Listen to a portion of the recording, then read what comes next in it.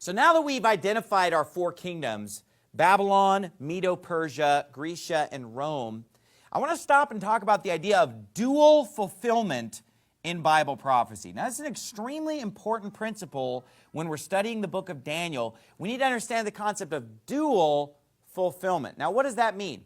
That means that when these prophecies are given, there's an immediate application for back then, and then there's also a greater future application that's still coming. Now, this is something that is found all throughout the Bible, literally from Genesis to Revelation.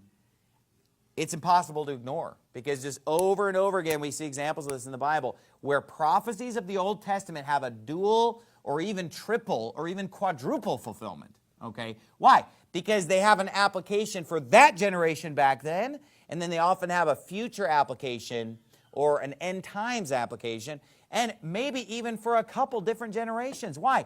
Because there are certain things that repeat, cycles that the world goes through, that history goes through, that God goes through when he deals with people.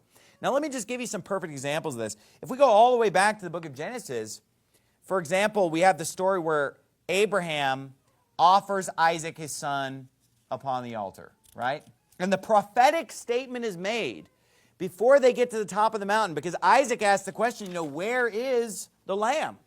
He says, here's the wood, here's the fire, where's the lamb? And of course, this prophetic statement is made by Abraham, my son, God will provide himself a lamb for a burnt offering. So they went both of them together.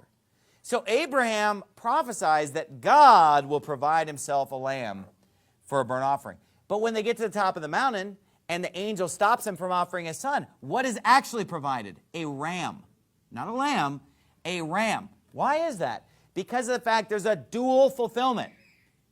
There was an immediate fulfillment of God providing an animal for the sacrifice, but notice how the immediate fulfillment was not exact because it was a ram instead of a lamb. Still did the same thing, still filled the same void, still accomplished the same purpose, but you're left saying, well, that wasn't exactly how it was supposed to happen. There's supposed to be a lamb provided. Instead, it was a ram. Why? The reason a ram is provided is because it's being signaled unto us that there's something else coming. And the someone else that was coming was Jesus Christ, the Lamb of God, which taketh away the sin of the world. God was actually going to provide Jesus as a lamb for a burnt offering.